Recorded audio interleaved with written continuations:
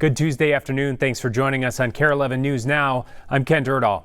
With the government shutdown stretching on for another day, the FAA says flights across the country are delayed due to air traffic control shortages. The transportation secretary noting many of the workers are calling out sick, unwilling to work another day without a paycheck.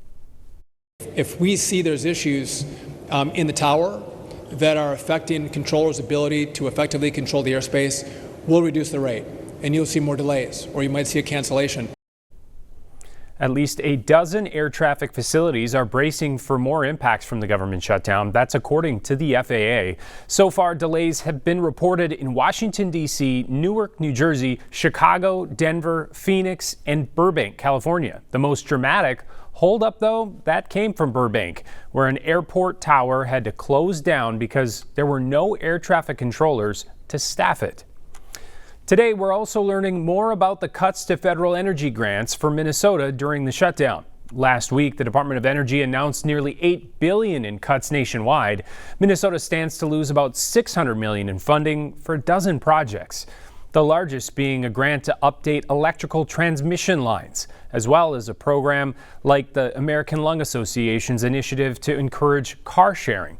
The Trump administration also terminated a $70 million Xcel Energy battery project to help the company store renewable energy at the Becker plant in Republican Tom Emmer's district.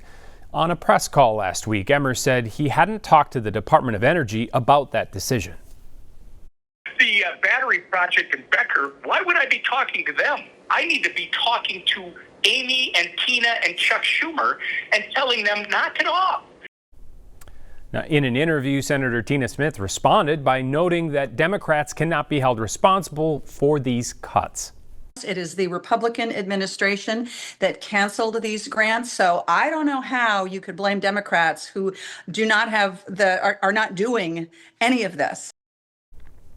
Now, the Department of Energy has said the cuts are not related to the shutdown, but Democrats here in Minnesota widely view them as retaliation and have vowed to fight them. Today, President Trump is in the middle of legal battles with multiple states over his ability to deploy the National Guard to American cities without the approval of those cities or states. Yesterday, Illinois sued the administration, claiming that the decision to deploy national troops to Chicago infringes the state's sovereignty. A federal judge said they will not block the federal efforts, at least until they hear arguments in the new lawsuit later this week. But a different judge blocked a similar move in Portland. Here's a closer look at what it all means.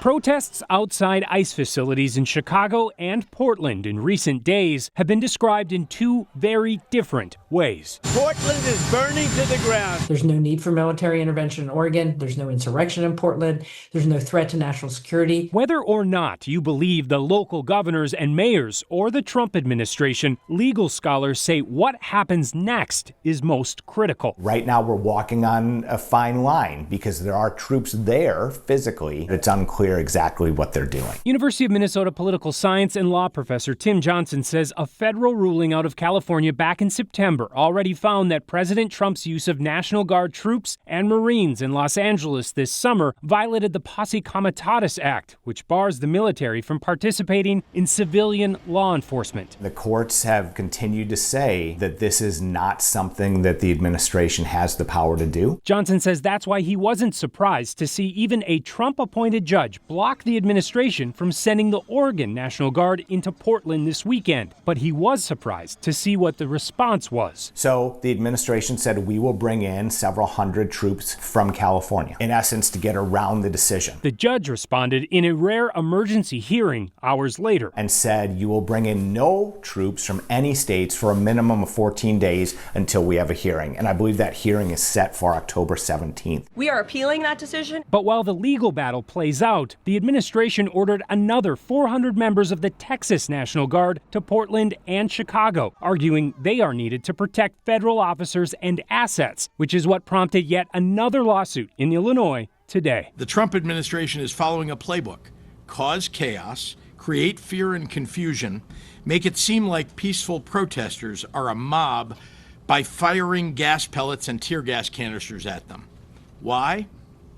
to create the pretext for invoking the Insurrection Act so that he can send military troops. What are you watching as we have this situation playing out in Oregon and in Chicago now? One is this issue of federalism, and that is, where does police power lie? We know that historically, we know that according to precedent all the way up to the United States Supreme Court, that the vast majority of police power, that is to keep the public safe, resides in the hands of state governments or local governments and not in the hands of the federal government. That doesn't mean in practicality that they don't have the power, because if the administration wants to ignore judges, there's no one really there to stop them.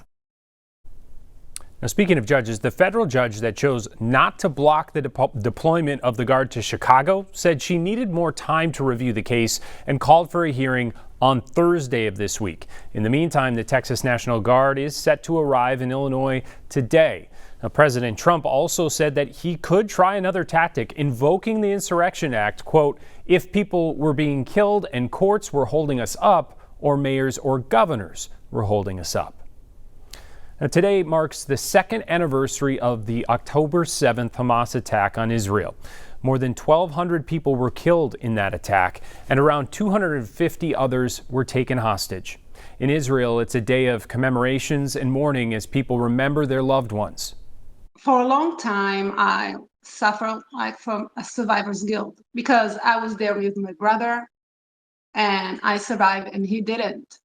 And I asked myself a lot of questions, mainly why did I came back home? And I'm searching for a meaning because I feel inside that there is a reason why I survived. The war and Israeli military response that followed has killed more than 66,000 in Gaza, according to the Gaza Health Ministry. As they mark the anniversary, peace negotiations are underway between Israel and Hamas right now in Egypt. Both parties are working through President Trump's 20-point peace deal. If agreed upon, Israel would stop the war, provided that Hamas disarms and frees all of the 48 remaining hostages, 20 of whom are believed to be alive. A 12-year-old boy in Sartell is on life support, fighting for his life after suffering a head injury during a frightening bicycle crash. Police say the boy suffered from cardiac arrest and wasn't breathing after crashing his bike at the bottom of what locals call Muskie Hill. The 10-year-old boy with him called 911, but police say he may not have survived at all if it weren't for the quick actions of some Good Samaritans.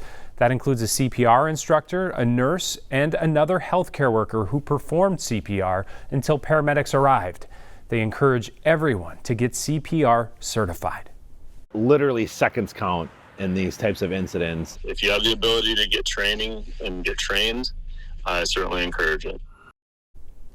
A metro area police chief under investigation has turned in his badge. Now, for the first time, the former Golden Valley police chief is sitting down with KARE 11 to share his side of the story. Virgil Green, the embattled chief, resigned after months on leave. Jennifer Hoff sat down with him to talk more about the controversy and his decision to resign. The Golden Valley Police Department has long been embattled, from misconduct and racism uncovered by an independent investigation leading to more than half its officers resigning, to now its police chief who quit last week. The morale was a lot better. First task to turn that around. Did the decision then back in May to put you on leave come as a surprise?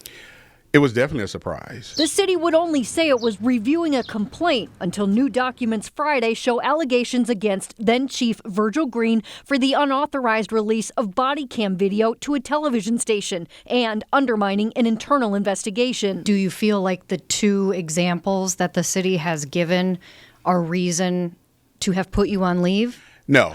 Green says the video was released in accordance with state law, centered around a weapon during a school fight. Green said administrators covered up, discovered only after his department got a search warrant. I felt it was in the best interest of public safety that we did release that video that showed what those officers were dealing with that day. Green also denies interfering with that internal investigation he says was against an officer for allegedly cheating on an exam, who he admits he did continue talking to. There was not one piece of evidence ever presented to me and my attorneys during my interview saying that, yes, you intimidated them. Do you feel pushed out of the Golden Valley Police Department? I've heard people say that I was a DEI hire, which that's not true. But if this city is about supporting people of color that they do bring into the city to advance and to especially grow a department like I was growing the police department, somebody should have sat down and said, hey, Chief, we got some concerns about some things. Green was also a police chief in Arkansas and Oklahoma, but he was fired from both positions. He says in both cases, his rights were violated and sued.